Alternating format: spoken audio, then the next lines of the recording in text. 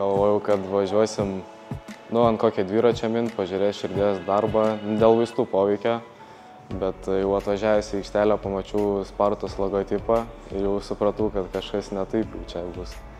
Labai didelis stresas sukyla, visas pradėjau drebėti, galvojau net nebeišeisiu iš persirengimo kabinos iš tokio streso. Labai apsidžiaugiau, nes vienas mėgstamiausių kovotojų mano.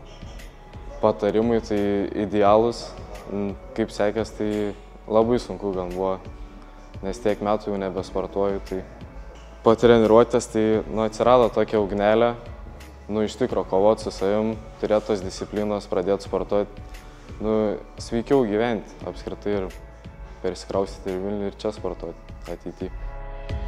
Kiekvieną kartą, sakyčiau, maloniai nustebina, kažkas gali pasakyti, kad esu kažkieno herojus, tai čia yra wow. Nes aš pats augdamas paauglystėj, vaikystėj, aš ieškojau, kas galėtų mane įkvėpti, kas galėtų man duoti kelrodį gyvenime ir dėja jo nerasdavau tinkamo. Didžiuojuosi netgi tuo momentu, kai kažkas gali būtent va taip gražiai atsiliepti apie mane, apie tai, ką aš darau. Sakau, netgi matau jame potencialą. Fiziniai duomenys geri, reikia tik pagrindinį gyvenimo kovą dabar laimėti. 18 sukanka, stojam į Vilnių ir pradedam darbus čia. Ir jisai sako, su mielu noru.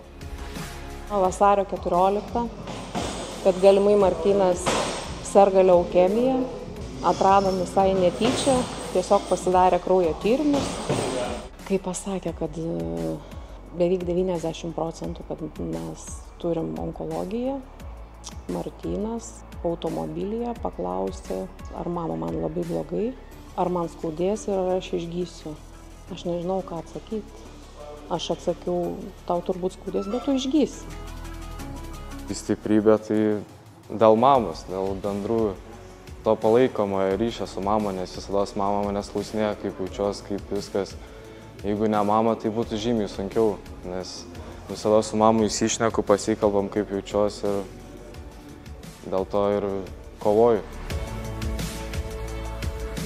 Labai dėkoju Sergejui, kad rado laiko tikrai per savo užimtą vis tiek grafiką, ruošiasi ir savo varžyboms svarbioms, kad rado laiką Martynui ir Nidos galą aukojusiems žmonėms, kad galėjo išpildyti Martyno svajonės ir telefoną gavo. Ir, žodžiu, labai dėkoju visiems žmonėms, kurie pamato, kad tikrai yra vaikų, kuriems tiesiog galbūt reikia ir ne tik tų dovanų kažkokių, tai ir dėmesio, to tokio ryšio su svajoniu kažkokiu tai žmogum, kad galėtų susitikti ir tiesiog galbūt tada jisai gaus dar didesnės motyvacijos.